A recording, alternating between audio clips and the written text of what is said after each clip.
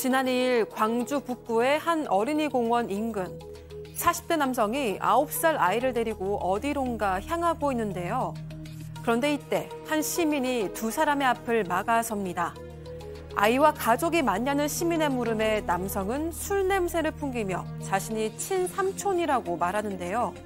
하지만 어딘가 수상쩍은 모습에 아이가 다니는 어린이집이 어디냐고 재차 물었지만 남성은 횡설수설하며 대답을 피하기만 했습니다. 그렇게 한참 실랑이를 벌인 끝에 경찰이 출동하는데요. 이때 갑자기 무릎을 꿇고 싹싹 비는 신용까지 하는 남성. 대체 이 남성의 정체는 무엇이었을까요?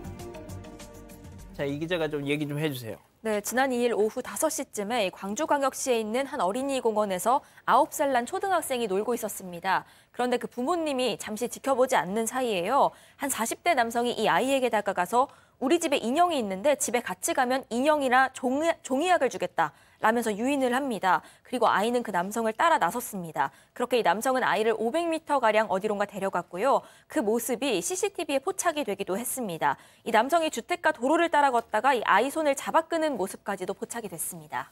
자, 정말 집으로 갔으면 무슨 일이 있을지 정말 상상도 하기 싫지. 자, 그때 영웅이 나타났습니다. 네, 맞습니다. 당시 공원에서 한 40대 주민이 아들과 함께 나와서 이 장면을 지켜보고 있었는데 예. 이 남성이 다가가는 모습이 좀 계속 굉장히 수상쩍었던 것 같아요. 이 동네에 워낙 오래 거주하기도 하셨고 그러니까 좀 못 보던 사람이 이 아이를 데리고 막 자꾸 어디로 가려고 하는 모습을 보니까 좀 이상한데? 라고 예. 생각을 하셨던 겁니다. 그래서 이 두 사람을 곧장 뒤쫓아갑니다. 그래서 둘 사이 관계가 어떻게 돼요? 이렇게 물었습니다. 그러니까 이 남성이 제가 삼촌입니다. 친삼촌이에요. 제 아이한테 인형 주려고 지금 데리고 가는 길이에요. 근데 이제 문제는 여기서 아이도 이분 제 삼촌 맞아요. 이렇게 대답을 했던 겁니다. 양 변호사님, 저 같았으면 아이한테 물어서 아이도 삼촌 맞아요 했으면 전 돌아갔을 것 같아요. 보통은 그럴 텐데 이분이 정말 눈썰미도 대단하시기도 하고 아무래도 정말 이상해 보였답니다. 술에 워낙 취해 있으니까 술 취한 사람이 삼촌이라고 아이 말이라고 해서 그냥 믿을 수가 없어서 끝까지 따라갔던 거예요. 집 앞까지 가서 결국에는 막아서고 그럼 이 아이 할머니 이름이 뭐냐고 그랬더니 말은 못하더라는 거죠. 그리고 그럼 이 아이 유치원 다니는데 어디 학교 다니냐 뭐 이러니까 그때부터 막 횡설수설했다라는 겁니다.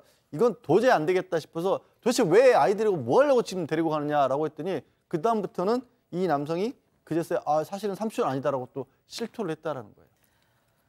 자, 교수님, 아이는 왜 생전 처음 보는 인간을 보고 삼촌이라고 했을까요?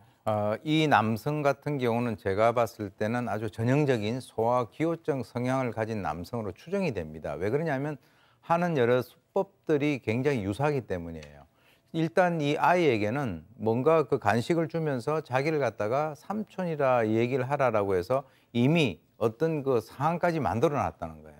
그리고 만약에 거기 가게 되면 또 뭔가 선물을 준비해 놨다. 인형, 종이약 이런 식으로 얘기를 해놨기 때문에 이 아이의 입장에서는 조금 어떤 의미에서는 저 사람을 따라가면 내가 현재 저걸 갖다 받을 수 있을 텐데 옆에 어떤 아저씨가 와서 너 삼촌 맞아 라고 얘기했을 때 본인은 순간적으로 삼촌이다 라고 얘기를 갖다 할 수밖에 없도록 만든 상황에서 아이를 유인을 했다라고 하면 만약에 저것이 성공을 했다라고 하면 정말 상상하기 싫은 그런 결과가 발생될 가능성이 있다라고 봅니다. 예. 정말 우리 가족 여러분들도 그렇고 지금 너무너무 감사하다고 말이죠. 만약에 진짜 이 주민이 아니었다면 정말 우리가 상상하기 싫은 일이 벌어졌을 수도 있습니다. 그리고 이분이 삼촌이라 그러고 간 것도 아니고 끝까지 해서 아니라는 걸 확인한 다음에 여기서 끝이 아닙니다. 일단 아이하고 남성을 때려놓고 112에 신고를 하려고 하니까 이 남성이 신고를 하려는 또 이 주민을 막아서면서 몸싸움까지 벌였습니다. 예. 그러다가 이제 좀 뭐 보시는 것처럼 현장에 이제 경찰이 도착하니까 갑자기 남자가 무릎 꿇고 잘못했다고.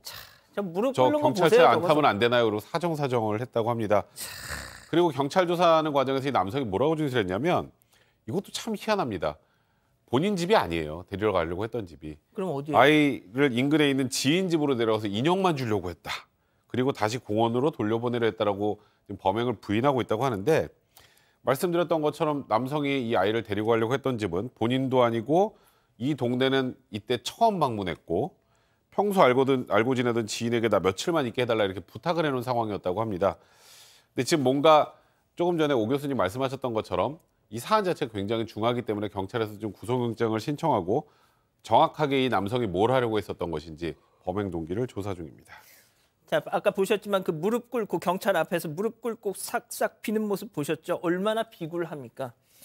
그러니까 교수님이 소아성기호증 환자다 이렇게 말씀을 하셨는데 저렇게 본인보다 약한 존재들만 저렇게 비굴한 인간들 저렇게 자기보다 약한 아이들한테만 저렇게 하는 거죠.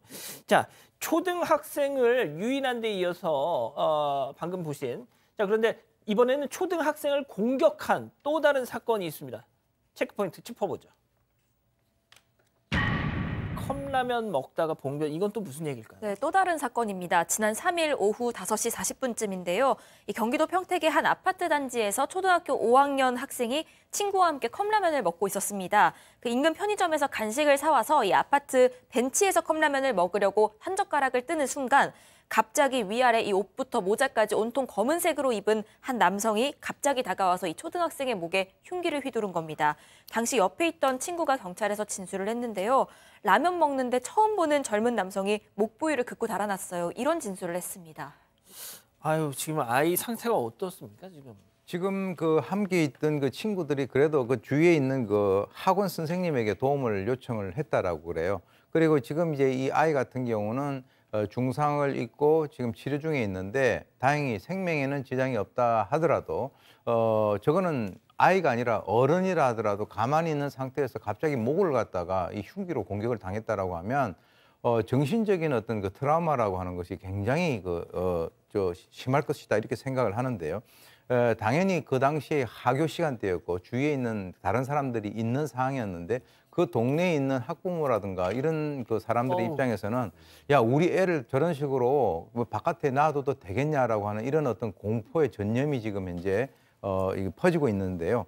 경찰은 명확한 동기를 알 수 없는 소위 얘기해서 뭐 어떤 선행관계가 없지 않습니까? 그러니까 소위 대표적인 어떤 묻지마 범죄로 이제 그 추정을 하고 범인을 추적을 계속하고 있는 그런 상황인데 그리고 이제 잠시 후에 어떤 또 다른 결과가 나옵니다. 예, 양 변호사님 결과 전해주시죠.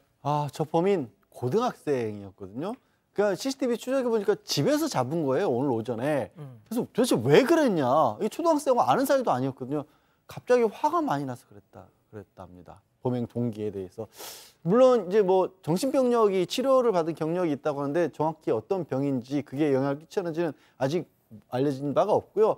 경찰에서는 이 살인 미수로 구속영장을 신청하겠다는 방침입니다. 자, 지금 보시는 저 편의점 모습은 이 사건이 벌어지기 전에 아이들이 이 컵라면을 사고 있는 모습입니다. 알겠습니다. 정말 너무 끔찍한 사건이네요. 이 사건의 진실을 추적하고 싶으십니까? 그렇다면 사반 채널을 구독해주세요. 지금까지 이자연 기자였습니다.